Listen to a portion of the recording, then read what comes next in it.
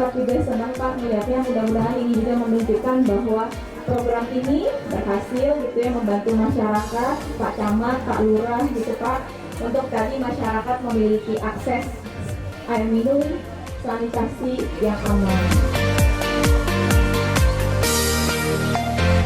Ini yang saya selalu bilang, resilient. Resilient itu tangguh.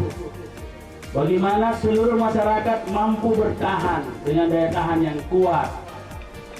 Akan tetapi untuk berdaya tahan tentunya harus ada jaminan air yang aman, air bersih yang aman, dan sanitasi juga sanitasi yang memenuhi standar.